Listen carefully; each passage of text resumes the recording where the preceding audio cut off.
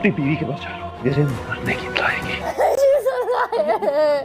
मैं तलाक देके तुम पे सारे लगे इल्जामात सच साबित नहीं होने दूंगा। ये जो तुम्हारी कसम है, वादा है, इसको खत्म कर दें। अदील के सर पर बम तो उस वक्त फटेगा जब वो ऑफिस जाएगा और ऑफिस में उसे जलील करके निकाल दिया जाएगा।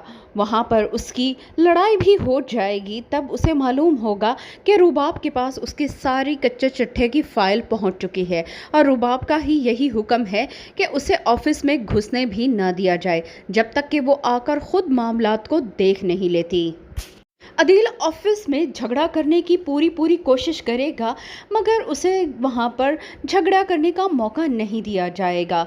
अदील को तो अंदाज़ा ही नहीं कि जिस सेक्रेटरी के चक्कर में वो रहा है वो किसी और की नहीं बल्कि रुबाब के वालिद की ही अपॉइंट की गई थी और इसी मकसद के लिए की गई थी ताकि अदील के ख़िलाफ़ बहुत ज़्यादा सबूत इकट्ठे कर लिए जाएं।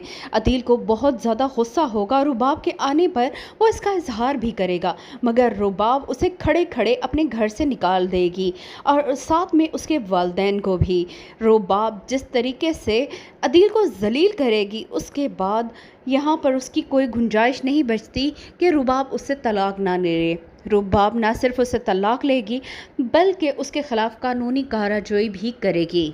अदील तो ऊंची हवाओं में उड़ रहा था। उसे अंदाज़ा ही नहीं था कि उसके गिर्द आहिस्ता आहिस्ता जाल बुना जा रहा है और वो इसका शिकार होता जा रहा है। अपनी हुस्न परस्ती की आदत की वजह से न सिर्फ वो बहुत बड़े गहरे घड़े में गिर गया बल्कि अब उसका सारा कैरियर भी तबाह होकर रह गया। उसने जो इज़्ज़त इतने सालों में कमाई थी वो भी उसके हाथ से निकल कर रह जाएगी।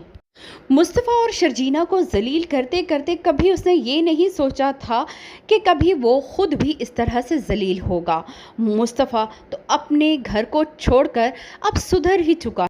शर्जीना और मुस्तफ़ा ने मिलकर अपने घर को बना लिया है। उनका बच्चा भी होने वाला है। ये खुशी क्या कम है। मुस्तफ़ा के पास अच्छी जॉब भी है और उसका मुस्तकबिल भी शानदार होने वाला है मगर शर्जीना को थोड़ी सी उलझन है कि मुस्तफ़ा के पास अब वो टाइम नहीं रहा जिस टाइम की शर्जीना को ज़रूरत है। मुस्तफ़ा ज़माने की ठोकरें खाकर इतना संजीदा हो चुका है कि शर्जीना को उसे देखकर ही वहम होने लगा है कि कहीं वो कुछ ऐसा ना कर गुज़रे जिसके बाद उन दोनों को पछताना पड़े। शर्जीना पहले वाला नटखट मुस्तफ़ा ही चाहती है।